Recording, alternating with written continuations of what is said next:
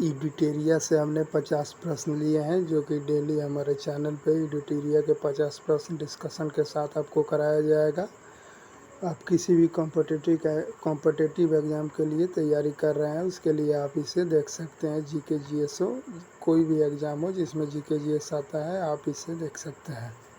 आइए प्रश्नों को देखते हैं। निम्न में से कौन सा आंतरिक ग्रहों को प्रस्तुत करता है? निम्न में से कौन सा आंतरिक ग्रहों को प्रस्तुत करता है? तो सूर्य और क्षुद्र ग्रहों के बीच की ग्रह को आंतरिक ग्रह कहते हैं। सूर्य और क्षुद्र ग्रहों के बीच की ग्रह को आंतरिक ग्रह कहते हैं। ऑप्शन नंबर 20 का आंसर हो गया।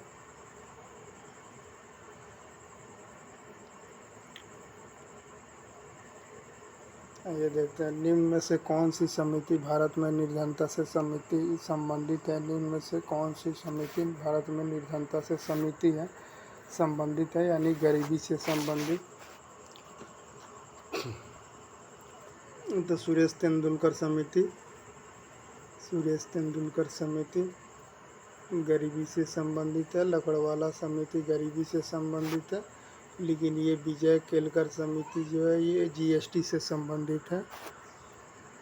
इसका आंसर डी होगा। बी और सी दोनों, ये सुरेश तेंदुलकर समिति प्लस में लकड़वाला समिति गरीबी से संबंधित है। ये विजय केलकर समिति जीएसटी से संबंधित है।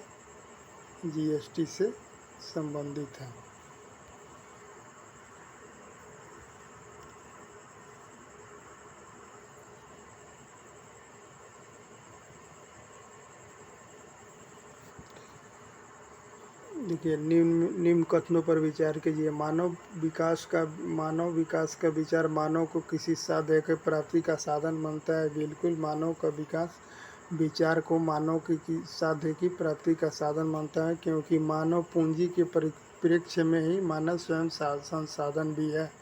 ये दोनों सही है, इसलिए इसका आंसर 1 और 2 दोनों हो जाएगा। ये पढ़ते हैं नेक्स्ट।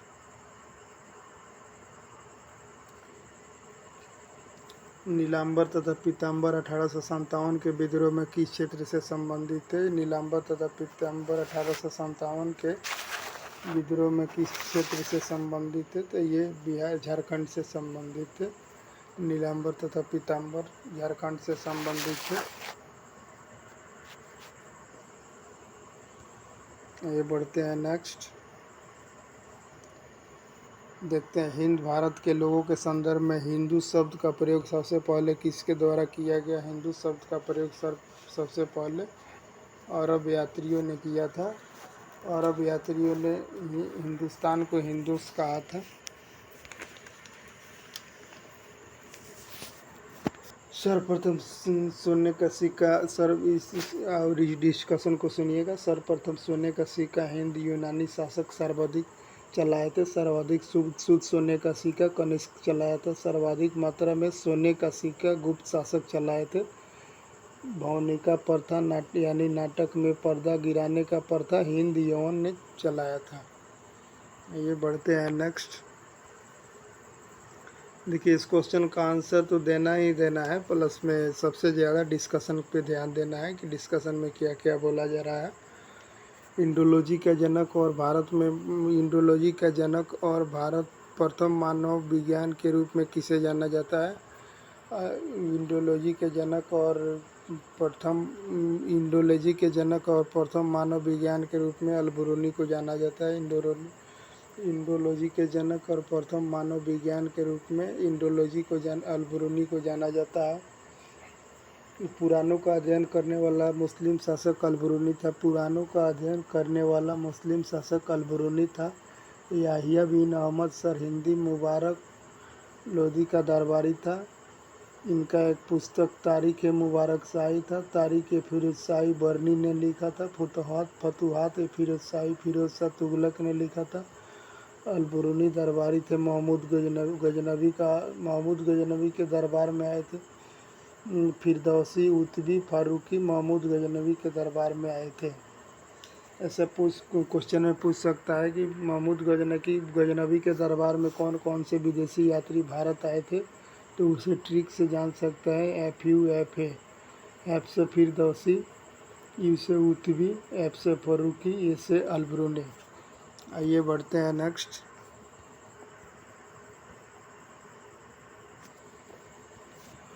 मेटिसो का विद्रोह किस देश में हुआ था? मेटिसो का विद्रोह कनाडा में हुआ था। मेटिसो का विद्रोह कनाडा में हुआ था। कनाडा में हुआ था। चीन।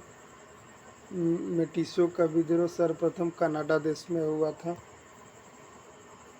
बक्सा विद्रोह चीन में हुआ था। मेटिसो विद्रोह कनाडा में हुआ था।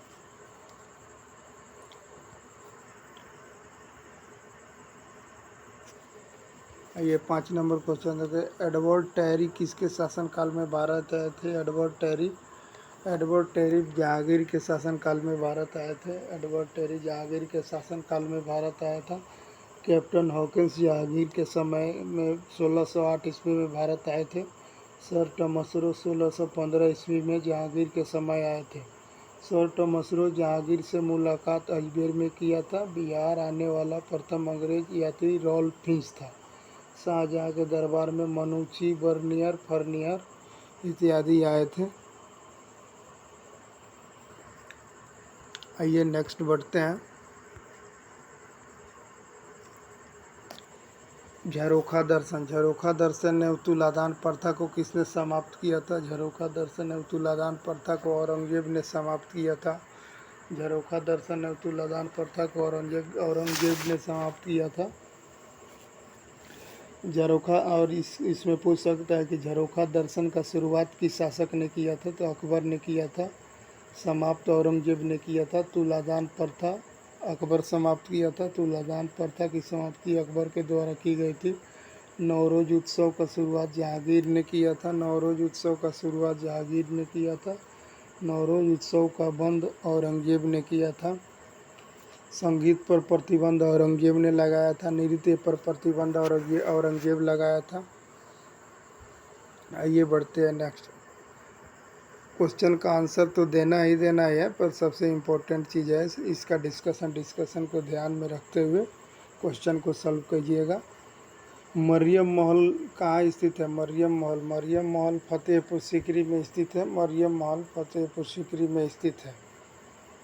मरियम महल फतेहपुर सीकरी में स्थित है। क्वेश्चन में पूछ सकता है कि मरियम महल किसने बनवाया था? तो मरियम महल अकबर ने बनवाया था फतेहपुर सीकरी में। पंचमहल अकबर ने बनवाया था। आगरा का लाल किला अकबर ने बनवाया था। हुमायूं का मकबरा भी अकबर ने बनवाया था। हुमायूं का मकबरा भी अकबर ने बनवाया था। आइए बढ़ते हैं नेक्स्ट। हरिवंश तथा माधो किसके दरबार में प्रमुख चित्रकार थे? हरिवंश तथा माधो अकबर के दरबार में प्रमुख चित्रकार थे। अकबर के दरबार में दसावन प्रसिद्ध थे। बसावन, अब्दुल असमद, हरिवंश, माधव। द्वितीय चित्रकारों की शुरुआत जहांगीर के काल में हुआ था। चित्रकला का स्वर्णकाल जहांगीर को माना जाता है। जहांगीर के दरबार में उस्ताद मंसूर, अबुल हसन, मनोहर, बिशन दास इत्यादि रहते थे। आइए बढ़ते हैं नेक्स्ट।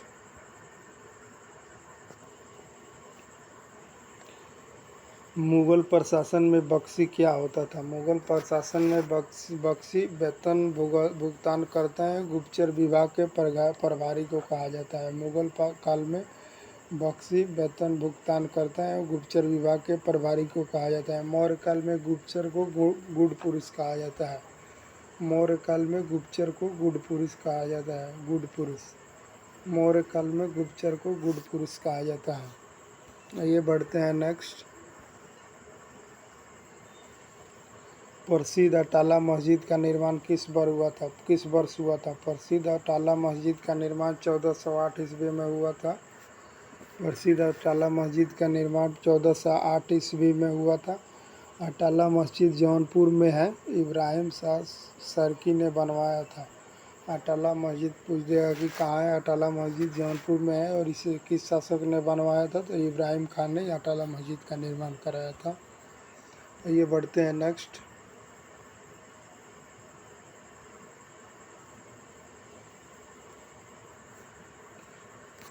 शब्द इम्पीरियल प्रेफरेंस का प्रयोग किया जाता था। शब्द इम्पीरियल प्रेफरेंस का प्रयोग किया जाता था भारत में। शब्द इम्पीरियल प्रेफरेंस का प्रयोग किया जाता था भारत में ब्रिटिश आयातों पर दी गई विशेष रियायतों के लिए शब्द इम्पीरियल का प्रयोग किया जाता था। ये बढ़ते हैं नेक्स्ट। निम्न में से किस समाज सुधारक ने 1826 ईस्वी के जूरी अधिनियम का विरोध किया था? निम्न में से किस समाज सुधारक ने 1826 के जूरी अधिनियम का विरोध किया था? तो ये सन देख कर आप अंदाज़ा लगा सकते हैं कि आप ये किस शासक के बारे में कहा जा रहा है। तो राजा राम मोहन राय एक महान शासक थे। राजा राम मोहन राय एक महान समाज सुधारक थे जिनका जन्म 1772 ईस्वी में राधानगर पश्चिम बंगाल में हुआ था। मृत्यु 1833 ईस्वी में इंग्लैंड का ब्रिस्टल शहर में हुआ था। संवाद कौमुदी का संपादक राजा राम मोहन राय को माना जाता है। 1821 में हिंदू कॉलेज का स्थापना किया। 1821 संवाद कौमुदी का स्थापना किया 1821 में हिंदू कॉलेज का स्थापना 1817 में किया था सर डेविड हेयर की सहायता से। सती प्रथा का अंत लॉर्ड विलियम बेंटिक द्वारा किया गया राजा राम मोहन राय की सहायता से। राजा राम मोहन राय को प्रथम आधुनिक पुरुष भी कहा जाता है। प्रथम भारतीय पुनर्जागरण का जनक भी राजा राम मोहन राय को कहा जाता है। ईश्वरचंद विद्यासागर द्वारा विधवा पुनर्विवाह अधिनियम लाया गया था लॉर्ड कैनिंग के प्रयास से। आइए बढ़ते हैं नेक्स्ट। क्वेश्चन है टीपू सुल्तान को जैकोबिन क्लब स्थापित करने में किस देश के सैनिकों ने मदद की? टीपू सुल्तान को जैकोबिन क्लब स्थापित करने में किस देश के सैनिकों ने मदद की? तो फ्रांस में। टीपू सुल्तान को जैकोबिन क्लब स्थापित करने में किस देश के सैनिकों ने मदद की थी? तो फ्रांस से। ऐसे आप बता सकते हैं कि टीपू सुल्तान का सबसे घनिष्ठ संबंध फ्रांस से था। टीपू के पिता का नाम हैदर अली था। शस्त्रागार की स्थापना हैदर अली ने 1755 ईस्वी में डिंडीगुल में किया था। जैकोबियन क्लब की स्थापना टीपू सुल्तान ने किया था फ्रांस की सहयोग से। टीपू सुल्तान ने अपनी राजधानी श्रीरंगपट्टनम में स्वतंत्रता का वृक्ष लगाए थे। टीपू का मृत्यु चौथा अंगल मैसूर वार 1799 में हुआ था।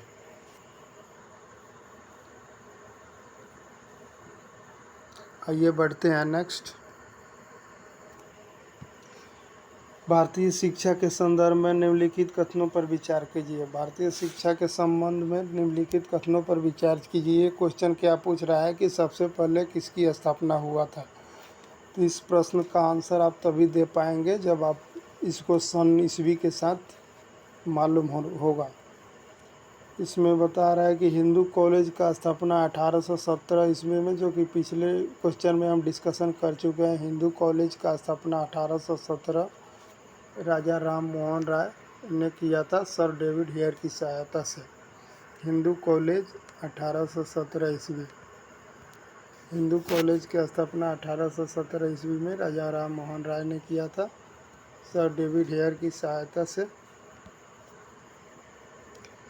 सर डेविड कोलकाता विश्वविद्यालय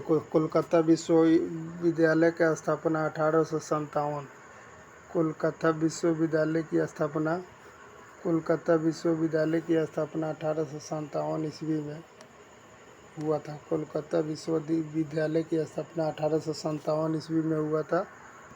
कोलकाता विश्वविद्यालय की स्थापना 1857 ईस्वी में हुआ था। लॉर्ड कैनिंग ने किया था। मुंबई विश्वविद्यालय प्लस मद्रास विश्वविद्यालय के समय।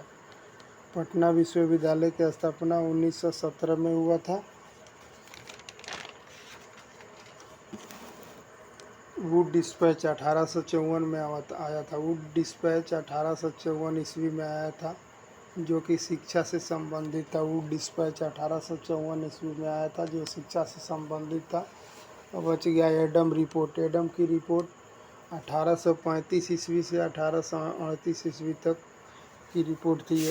एडम की रिपोर्ट 1835 से एडम की रिपोर्ट का सन माना जाता है 1835 ईस्वी। तो इसको अब क्रमांक के अनुसार आप बैठा सकते हैं कि कौन कब हुआ था। तो इसका आंसर होगा बी। अब इसमें देखते हैं कि सबसे पहले किसकी स्थापना हुआ था। तो हिंदू कॉलेज 1817 ईस्वी में, सबसे पहले हिंदू कॉलेज की स्थापना हुआ था 1817 ईस्वी में। उसके बाद एडम की रिपोर्ट आया था 1835 ईस्वी। उसके बाद वुड डिस्पैच आया था, जो शिक्षा से संबंधित था। शिक्षा का मैग्ना कार्टा भी वुड डिस्पैच को कहा जाता है। उसके बाद कोलकाता विश्वविद्यालय की स्थापना हुआ था 1857 ईस्वी में। ऐसे ये प्रश्न काफ़ी एग्ज़ाम की दृष्टि से काफ़ी इम्पोर्टेंट है, जो कि सन ईस्वी से संबंधित है। ऐसे प्रश्न एग्ज़ाम में आते ही आते हैं। आइए बढ़ते हैं नेक्स्ट।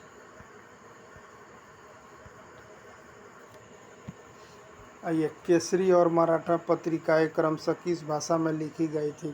केसरी और मराठा पत्रिकाएं, तो आपको बता दें कि केसरी और मराठा पत्रिकाएं बाल गंगाधर तिलक के द्वारा अंग्रेजी में छापा गया था, जो कि मराठी केसरी भाषा में छपा गया था, और मराठी केसरी भाषा में छापा गया था, और मराठा अंग्रेजी भाषा में। आप ऐसे याद कर सकते हैं कि बाल गंगाधर तिलक के द्वारा 2 पत्रिकाएं छापी गई थी, जो मराठा और केसरी। केसरी मराठी भाषा में और मराठा अंग्रेजी भाषा में छपा गया था। गीता रहस्य का लेखक बाल गंगाधर तिलक हैं। गणेश उत्सव की शुरुआत बाल गंगाधर तिलक ने किया था। शिवाजी महोत्सव का शुरुआत बाल गंगाधर तिलक ने किया था। चलिए बढ़ते हैं नेक्स्ट। हम उम्मीद कर रहे हैं कि आप डिस्कशन को अच्छे से सुन रहे होंगे। क्वेश्चन का आंसर तो लगाया ही जाता है, पर इसमें का मेन चीज़ है डिस्कशन। आइए देखते हैं, प्रांतीय स्वायत्तता को भारत सरकार अधिनियम के तहत वर्णित किया गया। किस वर्ष अधिनियमित किया गया प्रांतीय स्वायत्तता। प्रांतीय स्वायत्तता 1935 में आया था। प्रांत में द्वैध शासन लगाया गया था 1919 के अधिनियम द्वारा। प्रांत में द्वैध शासन लगाया गया था 1919 के अधिनियम द्वारा। प्रांत से द्वैध शासन समाप्त किया गया। प्रांतों से द्वैध शासन का समाप्ति 1935 के अधिनियम द्वारा ही हुआ। केंद्र में द्वैध शासन लगाया गया 1935 के अधिनियम द्वारा। प्रांतों को प्रांतीय स्वायत्तता मिली 1935 के अधिनियम द्वारा। 1947, ये 15 अगस्त 1947 को हमारा देश आज़ाद हुआ। 26 जनवरी 1950 को हमारा संविधान बनकर लागू हुआ। हम ये लिख नहीं रहे हैं क्योंकि मेरे कलम में फोल्ड आ गया है, इसलिए आप आज डिस्कशन केवल सुनकर ही आप कीजिए। आइए बढ़ते हैं नेक्स्ट।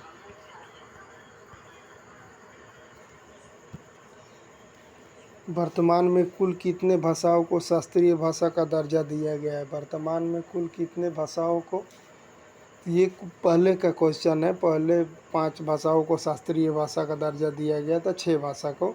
वर्तमान में 11 भाषा को शास्त्रीय भाषा का दर्जा दिया गया है। ये पहले का क्वेश्चन है, तो आंसर ये हो सकता है, वर्तमान में 11 भाषा को शास्त्रीय भाषा का दर्जा दिया गया है। सबसे पहला शास्त्रीय भाषा तमिल है। एक में तमिल सबसे पहला शास्त्रीय भाषा तमिल है। तमिल, संस्कृत, कन्नड़, तेलुगु, मलयालम, उड़िया, मराठी, बंगाली, असमिया,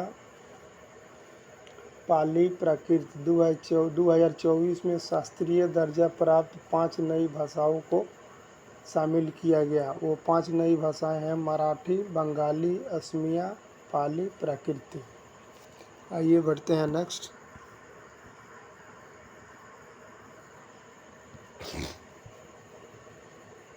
भारतीय संविधान निम्न में से किसके शोषण के विरुद्ध अधिकार स्वीकृत करता है? भारतीय संविधान निम्न में से किसके शोषण के विरुद्ध अधिकार स्वीकृत करता है? इसमें बच्चों के शोषण के विरुद्ध है, स्त्रियों के शोषण के विरुद्ध है और जनजातियों के शोषण के विरुद्ध है। ऐसा नहीं कहा गया है डायरेक्ट कि दलितों का शोषण नहीं किया जाएगा, ऐसा दलित शब्द का प्रयोग नहीं किया गया है, तो इसलिए इसका आंसर 1, 2 और 3 हो जाएगा। शोषण के विरुद्ध अधिकार आर्टिकल 23 में है। बढ़ते हैं नेक्स्ट। 1946 में गठित अंतरिम सरकार में कार्यपालिका परिषद के उपसभापति कौन थे? अंतरिम सरकार का गठन 2 सितंबर 1946 को हुआ था। अंतरिम सरकार का गठन 2 सितंबर 1946 को हुआ था। अंतरिम सरकार का गठन 2 सितंबर 1946 को हुआ था। अंतरिम सरकार में अध्यक्ष यानी सभापति वायसराय आए थे। उपसभापति पंडित जवाहरलाल नेहरू को बनाया गया था। उपसभापति पंडित जवाहरलाल नेहरू को बनाया गया था।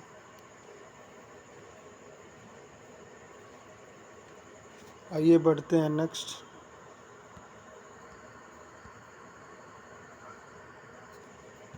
सर्वोच्च न्यायालय अपने मूल क्षेत्र अधिकार के अंतर्गत किन विषयों को सुनवाई कर सकता है? सर्वोच्च न्यायालय अपने मूल क्षेत्र अधिकार के अंतर्गत किन विषयों को सुनवाई कर सकता है? तो ये है ऐसे विवाद जिनमें एक तरफ भारत सरकार हो तथा दूसरी तरफ एक या उपयुक्त में से एक से अधिक राज्य की सरकार हो। क्योंकि एक या अधिक से राज्यों की सरकारों के अगर अंदर किसी समस्या को लेकर झगड़ा है तो उसका निर्णय हाई कोर्ट नहीं कर सकता है, सुप्रीम कोर्ट में ये मामला जा सकती है। ये इसका अधिकार, इसकी बीच पे सुनवाई करने का अधिकार केवल सुप्रीम कोर्ट को है। आइए बढ़ते हैं नेक्स्ट।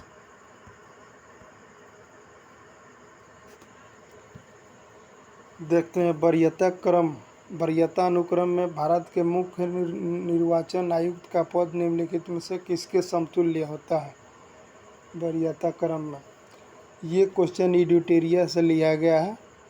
आप एडिटोरिया का सेट लगा सकते हैं। आप कोई भी कॉम्पिटिटिव एग्ज़ाम दे रहे हो, जीके जीएस के लिए एडिटोरिया से अच्छा कोई बुक नहीं है। इस एडिटोरिया बुक के मैं पूरा सॉल्यूशन दूंगा। वरीयता क्रम देखते हैं। वरीयता क्रम में भारत के मुख्य निर्वाचन आयुक्त का पद निम्नलिखित में से किसके समतुल्य होता है? मुख्य निर्वाचन आयुक्त का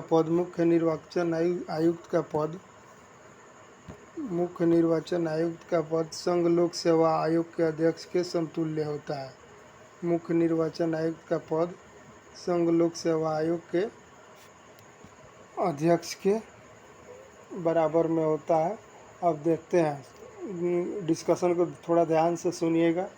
वरीयता क्रम में 1 नंबर में भारत का राष्ट्रपति आता है, 2 नंबर में उपराष्ट्रपति आते हैं, 3 नंबर में प्रधानमंत्री आते हैं, 4 नंबर में राज्यपाल आते हैं, 5 नंबर में पूर्व राष्ट्रपति आते हैं, 5 का ए में उप प्रधानमंत्री आते हैं। उसके बाद 6 में chief justice of India supreme court का मुख्य न्यायाधीश आते हैं। उसके बाद लोकसभा का अध्यक्ष आते हैं। 7 में मुख्यमंत्री अपने राज्य में प्लस कैबिनेट मंत्री आते हैं, प्लस में विपक्ष का नेता, नीति आयोग का उपाध्यक्ष। 7 का ए में भारत रत्न से सम्मानित व्यक्ति आते हैं। 8 नंबर में राजदूत आते हैं। 9 नंबर में सुप्रीम कोर्ट का अन्य न्यायाधीश आते हैं, बराबर हाई कोर्ट का मुख्य न्यायाधीश। 9 के ए में मुख्य निर्वाचन आयुक्त आते हैं, plus CAG competitor and auditor general आते हैं। 10 में लोकसभा का उपाध्यक्ष, प्लस में राज्यसभा का सभापति आते हैं। 11 में महान्यायवादी आते हैं। 12 में जनरल रैंक का अधिकारी आते हैं। ये डिस्कशन को थोड़ा ध्यान से सुनिएगा, क्वेश्चन का आंसर देना इम्पोर्टेंट नहीं है, सबसे ज़्यादा इम्पोर्टेंट डिस्कशन को सुनना है। ये बढ़ते हैं नेक्स्ट। राज्यों के लिए राजभाषा का निर्धारण कौन करता है? राज्यों के लिए राजभाषा का निर्धारण ऐसे आप जान सकते हैं कि राज्य के विषय का, ये राज्य से संबंधित है, इसका अधिकार तो संबंधित राज्य विधानमंडल का ही होगा। जितने भी राज्य के भी आंतरिक मामले हैं उसमें राज्य का ही विधानमंडल का अधिकार क्षेत्र में आता है। ये बढ़ते हैं नेक्स्ट। निम्न में से किस अनुच्छेद में उपबंध है कि राज्य के नीति निर्देशक तथ्य न्यायालय द्वारा लागू नहीं किए जा सकते हैं? निम्न में से किस अनुच्छेद में यह उपबंध है कि राज्य के नीति निर्देशक तत्व न्यायालय द्वारा लागू नहीं किए जा सकते हैं? तो ये आर्टिकल 37 में बताया गया है कि राज्य के नीति निर्देशक तत्व न्यायालय द्वारा परिवर्तनीय नहीं है, ये न्यायोचित नहीं है, ये बाध्य योग्य नहीं है। आर्टिकल 36 में राज्य की परिभाषा दिया गया है। आर्टिकल 36 में राज्य की परिभाषा है। आर्टिकल 36 में राज्य की परिभाषा है। आर्टिकल 36 में राज्य की परिभाषा दिया गया है, देख सकते हैं। और आर्टिकल 38 आर्टिकल 38 में बताया गया है लोक कल्याणकारी राज्य की स्थापना करेगा। चलिए बढ़ते हैं नेक्स्ट। लुजोन द्वीप कहाँ स्थित है? लुजोन द्वीप कहाँ स्थित है? तो लुजोन द्वीप कहाँ स्थित है? लुजोन द्वीप ये पश्चिमी प्रशांत महासागर में स्थित है। इसमें डिस्कशन के लिए कोई ज़्यादा प्रश्न इम्पोर्टेंट नहीं है। तो बढ़ते हैं नेक्स्ट। लुजोन द्वीप कहाँ स्थित है? लुजोन द्वीप पश्चिमी प्रशांत महासागर में स्थित है। जहाँ डिस्कशन का जरूरी होगा वहाँ मैं खुद डिस्कशन कर दूंगा सवालों का, यहाँ कोई डिस्कशन की आवश्यकता नहीं है, इसलिए नेक्स्ट बढ़ते हैं। विश्व में सर्वाधिक जैतून उत्पादक देश निम्न में से कौन है? विश्व में सर्वाधिक जैतून की उत्पादन निम्न में से कौन करता है? तो जैतून का उत्पादन अधिक से अधिक इटली करता है।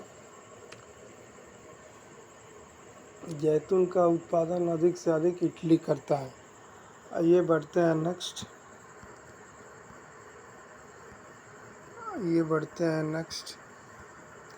लिथोस्फीयर में शामिल है। लिथोस्फीयर में क्या शामिल है? लिथोस्फीयर में भू प्रॉपर्टी और ऊपरी मेंटल शामिल है। लिथोस्फीयर में भू प्रॉपर्टी और ऊपरी मेंटल शामिल है। आइए बढ़ते हैं नेक्स्ट। सामान्यतः कंधों पर लटकाने वाले थैलों या बैगों में चौड़ी पट्टी लगाई जाती है, क्यों? देखिए, आप देखते होंगे कि कोई बैग रहता है उसमें चौड़ा बेल्ट दिया हुआ रहता है। चौड़ी पट्टी इसलिए लगाई जाती है ताकि भार का वजन कम हो सके। जैसे सामान्यतः हम किसी झोला में हम कोई वस्तु लिए रहते हैं और उसका डोरी जो पतला रहता है तो हाथ में ज़्यादा लगता है कि वजनदार है। सपोज दैट उसमें हम किसी मोटे कपड़ा को हाथ में लगा के फिर उस झोले के छोरी को पकड़ते हैं तो थोड़ा हमको हल्का महसूस होता है। इसलिए सामान्यतः कंधों पर लटकाने वाले थैलों के बैगों में चौड़ी पट्टी लगाई जाती है, केवल कि दाब को कम करने के लिए सामान्यतः बैगों में चौड़ी पट्टी लगाई जाती है। आइए बढ़ते हैं नेक्स्ट। प्रकाश का रंग किससे संबंधित होता है? प्रकाश का रंग किससे संबंधित होता है? प्रकाश का रंग संबंधित होता है तरंगदैर्घ्य से, वेग से। आवृत्ति, तरंगदैर्घ्य, वेग, आवृत्ति, इस सबसे प्रकाश का रंग संबंधित होता है। तरंगदैर्घ्य जिसका ज़्यादा जिसका तरंग दैर्घ्य ज़्यादा होगा उसका वेग भी ज़्यादा होगा, जिसका तरंग दैर्घ्य ज़्यादा होगा उसका वेग भी ज़्यादा होगा। ये बढ़ते हैं नेक्स्ट। सौर सेल किस सिद्धांत पर कार्य करता है? सौर सेल किस सिद्धांत पर कार्य करता है? तो ये याद रखने वाला चीज़ है, कभी भी सौर सेल फोटोवोल्टिक प्रभाव पर ही काम करता है। कोई भी सौर सेल हो, ये सभी फोटोवोल्टिक सेल प्रभाव पर ही काम करते हैं। इसका ओनली आंसर ये हो जाएगा। आइए बढ़ते हैं नेक्स्ट। वर्षारोधी कोट और टेंट के लिए उपयोग की जाने वाली सामग्री का जल रोधक गुण का कारण क्या है?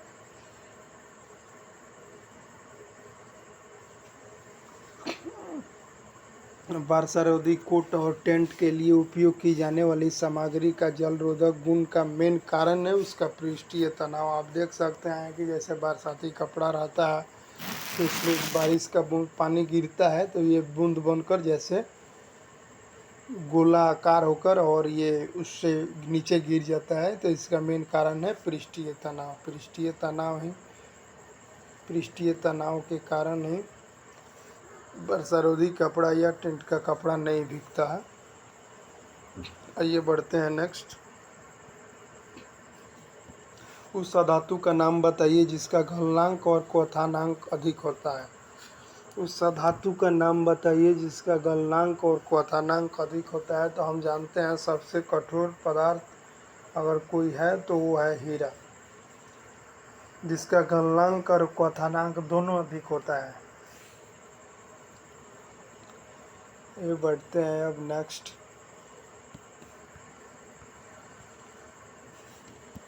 अल्कोहल का रासायनिक सूत्र क्या है? अल्कोहल का रासायनिक सूत्र जिसमें OH लिखा रहता है ये अल्कोहल, जैसे 3OH रहता है वो अल्कोहल का रासायनिक सूत्र है। जैसे ये तो याद रखने वाली चीज़ है, C2H5OH ये अल्कोहल का रासायनिक सूत्र है। आइए बढ़ते हैं नेक्स्ट। विद्युत क्षेत्र रेखाओं के बारे में निम्नलिखित में से कौन सा कथन गलत है? विद्युत क्षेत्र रेखाओं के बारे में निम्नलिखित में से कौन सा कथन गलत है? विद्युत क्षेत्र रेखाएं एक दूसरे को नहीं काट सकती है। बिल्कुल विद्युत क्षेत्र रेखाएं एक दूसरे को कभी नहीं काटती है। दूसरा है विद्युत क्षेत्र रेखाएं आवेश की सतह के लंबवत होती हैं। हाँ, बिल्कुल क्षेत्र रेखाएं आवेश के सतह के लंबवत होती है।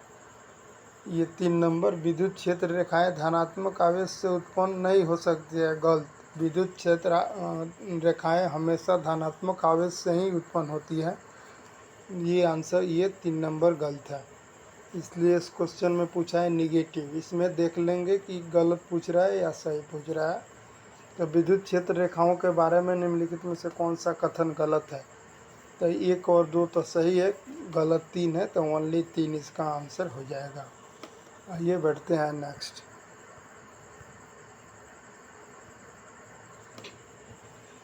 निम्नलिखित में से कौन सा पौधे में मौजूद सरल अस्थायी ऊतकों का एक समूह है?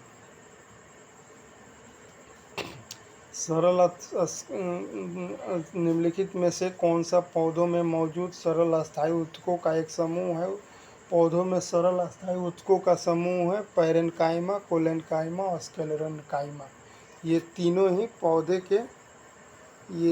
पौधे के सरल अस्थायी ऊतकों का समूह है। पैरेन्काइमा, कोलेन्काइमा और स्क्लेरेन्काइमा। ये याद रख लीजिएगा। ये बढ़ते हैं नेक्स्ट। बायोलॉजी से प्रश्न है, मानव शरीर में मूत्र का सही मार्ग निम्नलिखित में से कौन सा है? ये आपको एग्जाम में दे सकता है कि इसका इसका सही क्रम लगाइए कि इससे नीचे से ऊपर कौन है या ऊपर से नीचे कौन है। तो इससे सही क्रम पूछ रहा है। तो मानव शरीर में मूत्र का सही मार्ग निम्नलिखित में से कौन सा है? तो ये सबसे पहले मानव शरीर में मूत्र किडनी में बनता है। किडनी के बाद मूत्रवाहिनी में बनता है। मूत्रवाहिनी के बाद मूत्राशय में बनता है। मूत्राशय के मूत्रमार्ग के द्वारा ये बाहर निकल जाता है। इसका आंसर ये हो जाएगा। आइए बढ़ते हैं नेक्स्ट। निम्नलिखित में से कौन सा वायु जनित रोग है? वायु जनित रोग। निम्नलिखित में से कौन सा वायु जनित रोग है? तो आप बता सकते हैं कि ये मलेरिया। ये मलेरिया तो मच्छर के काटने से होता है, मलेरिया मच्छर के काटने से होता है। टाइफाइड, ये टाइफाइड दूषित पेयजल दूषित पेयजल के कारण टाइफाइड होता है। दूषित पेयजल के कारण। लेकिन वायु जनित रोग खसरा है। खसरा वायु के द्वारा एक व्यक्ति से दूसरे व्यक्ति के पास पहुंचता है और फैलता है। ये खसरा को वायु जनित रोग कहा जाता है। आइए बढ़ते हैं नेक्स्ट। गोल्डन चावल किसका समृद्ध स्रोत है? गोल्डन चावल किसका समृद्ध स्रोत है? तो गोल्डन चावल ओनली विटामिन ए का समृद्ध स्रोत है। इस सेट में जितने भी क्वेश्चन आपको मिलेंगे सब नए क्वेश्चन मिलेगा। ये नहीं है कि किसी बुक से रिपीट किया गया है। ये सिर्फ यूडिटेरिया का प्रैक्टिस सेट है। आप उसमें ये क्वेश्चन मिला सकते हैं। आपको यूडिटेरिया से ही लिया गया है, किसी अदर बुक से ये नहीं लिया गया है। गोल्डन चावल किसका समृद्ध स्रोत है? गोल्डन चावल विटामिन ए का समृद्ध स्रोत है, इसलिए इसका आंसर ये हो जाएगा। आइए बढ़ते हैं नेक्स्ट। हाइड्रोपोनिक्स क्या है? हाइड्रोपोनिक मिट्टी संवर्धन के बिना पौधा है। ये हाइड्रोपोनिक्स एक पौधा है जो बिना मिट्टी संवर्धन के ये जीवित रहता है। ये हाइड्रोपोनिक्स है। 2011 की जनगणना के अनुसार निम्नलिखित में से किस राज्य में जनजातीय जनसंख्या अर्थात एसटी जनसंख्या का प्रतिशत सबसे अधिक है? 2011 की जनगणना के अनुसार 2011 की जनगणना के अनुसार एसटी जनसंख्या का सर्वाधिक प्रतिशत मिजोरम में है। ऐसा भी पूछ ले कि सर्वाधिक वन कहाँ है, वन प्रतिशत में कहाँ है, तो मिजोरम में है। सर्वाधिक एसटी जनसंख्या प्रतिशत में कहाँ है, तो मिजोरम में है। आइए बढ़ते हैं नेक्स्ट।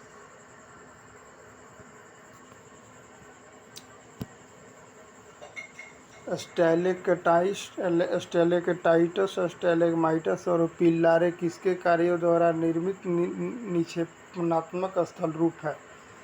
निक्षेपणात्मक स्थल रूप है, तो ये भूजल के कारण। भूजल स्टैलेक्टाइटस और स्टैलेग्माइटस और पिल्लारे भूजल के निर्मित द्वारा निक्षेपात्मक स्थल रूप है। आइए बढ़ते हैं नेक्स्ट।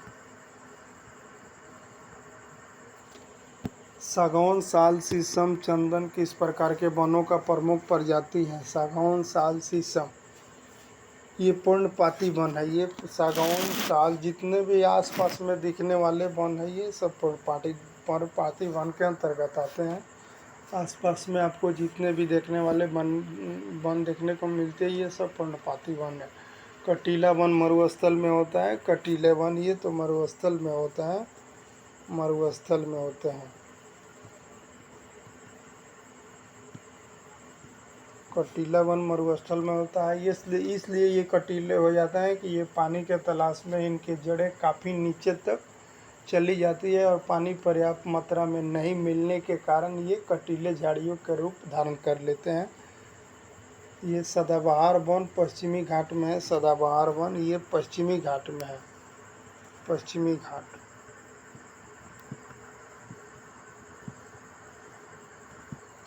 सदाबहार वन पश्चिमी घाट में पाया जाता है।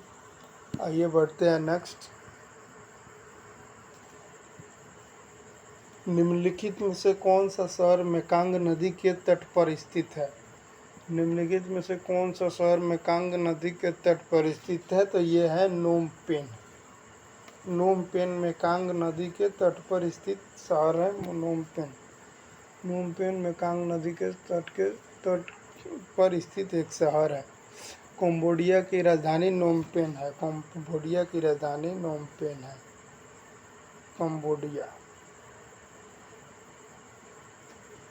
कंबोडिया की राजधानी नोमपेन है। आइए बढ़ते हैं नेक्स्ट। एक व्यक्ति जो नहीं जानता कि कब खाना बंद करना है, निम्नलिखित में से किस रोग से वो पीड़ित है। एक व्यक्ति नहीं जानता है कि कब खाना बंद करना है, खाते रहता है, बार बार थोड़े थोड़े देर पे खाता है। वो किस बीमारी से पीड़ित है? तो वो पीड़ित है बायोलीमिया। बायोलीमिया एक बीमारी है जिससे वो व्यक्ति को मालूम नहीं चलता है कि हमें कितने पर्याप्त मात्रा में खाना चाहिए, हमेशा उससे भूख उत्तेजित होते रहता है। ये बुलिमिया कहा जाता है, इसे बुलिमिया कहा जाता है। जिसे भूख नहीं लगता है उसे एनोरेक्सिया भी कहा जाता है। जिसे भूख नहीं लगता है, जिसे भूख नहीं लगता है, भूख नहीं लगता है, उसे एनोरेक्सिया बीमारी से वो व्यक्ति ग्रसित होता है। आइए बढ़ते हैं नेक्स्ट।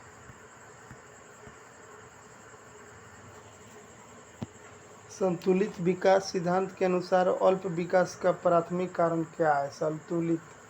संतुलित विकास सिद्धांत के अनुसार अल्प विकास का प्राथमिक कारण है बचत का अभाव।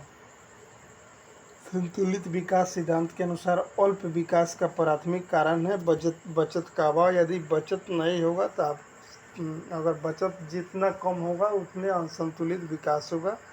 जितना अधिक बचत होगा उसमें संतुलित का विकास होगा। आइए बढ़ते हैं नेक्स्ट।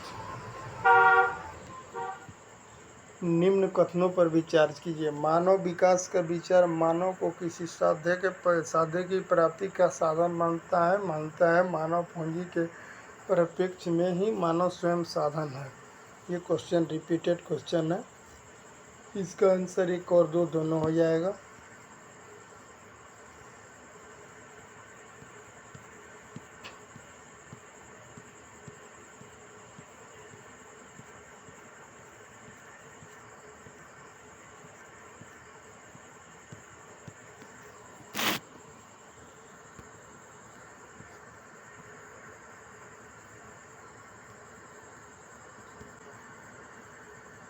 ये देखते हैं नेक्स्ट। निम्न में से कौन जायद फसल का उदाहरण नहीं है?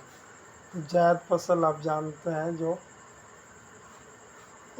मार्च से लेकर जून जुलाई तक जो फसल की जाती है उसे जायद फसल कहते हैं। जैसे तरबूज जायद फसल है, ककड़ी जायद फसल है, खीरा जायद फसल है, पर जूट जायद फसल नहीं है। ये बढ़ते हैं नेक्स्ट। छत्तीसगढ़ स्थित हंसदेव घाटी निम्न में किसके उत्पादन के लिए प्रसिद्ध है? छत्तीसगढ़ स्थित हंसदेव घाटी निम्न में से किसके उत्पादन के लिए प्रसिद्ध है? छत्तीसगढ़ हंसदेव घाटी कोयला के उत्पादन के लिए प्रसिद्ध है। कोयला के उत्पादन के लिए छत्तीसगढ़ प्रसिद्ध है। कोयला के उत्पादन के लिए छत्तीसगढ़ प्रसिद्ध है। आइए बढ़ते हैं नेक्स्ट। निम्न में से किस देश को बाल्टिक समूह का सदस्य नहीं माना जाता है? निम्न में से किस देश के समूह को बाल्टिक देश का सदस्य नहीं माना जाता है? यह है आर्मेनिया। आर्मेनिया को बाल्टिक समूह का सदस्य नहीं माना जाता है। बाल्टिक समूह का 3 सदस्य हैं। वो है Lithuania, Latvia, Estonia. Lithuania, Estonia और लाताविया, ये